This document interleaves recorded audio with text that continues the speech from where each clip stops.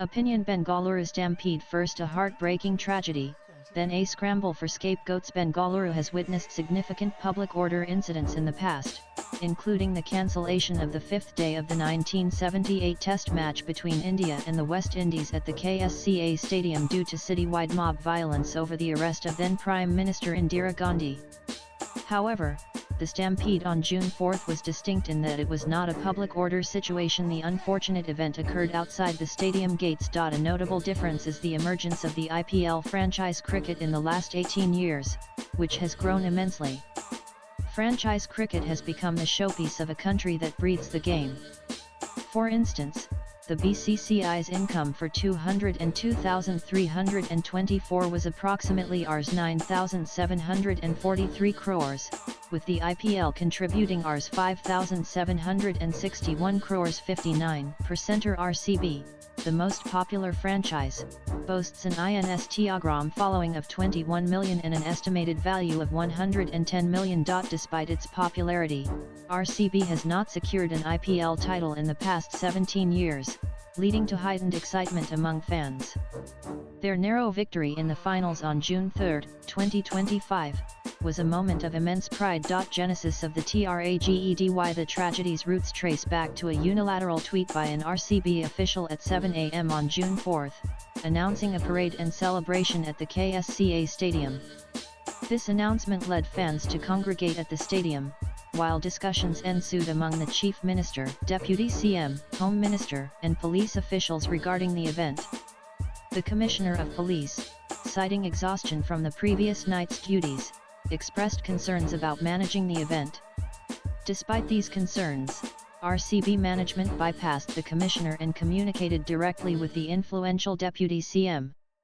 As a result, no formal approval was obtained, and a massive crowd gathered at the stadium, overwhelming its 30,000 capacity. Government's role in the CELEBRATION: the involvement of government officials in felicitating a commercial franchise raises questions.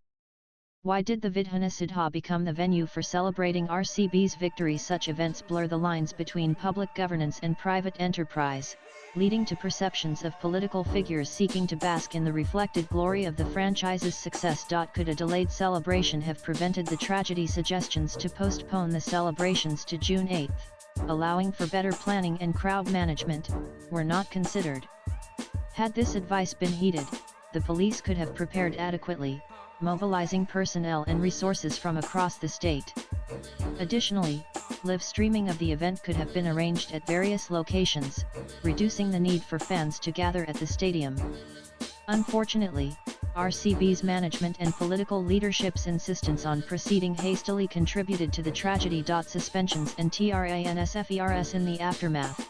Several police officers, including the Commissioner, Additional CP, Jurisdictional DCP, an ACP, and the Inspector of Cubbon Park PS, were suspended.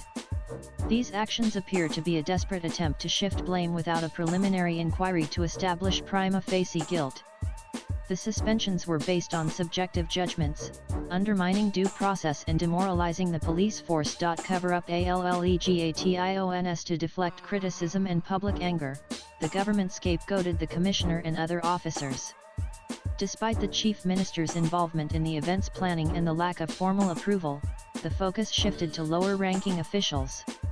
This approach raises concerns about accountability and transparency in handling such incidents. Conclusion: swipe left for next video. The tragic stampede during RCB's victory celebrations on June 4 resulted in 11 deaths and over 50 injured.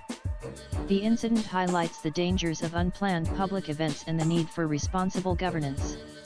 The subsequent scapegoating of police officers further exposes the darker side of political maneuvering and the erosion of institutional integrity. The author is a cricket buff and former Director General Inspector General of Police. Views expressed in the above piece are personal and solely that of the author. They do not necessarily reflect NEWS18's views. Latest blogs.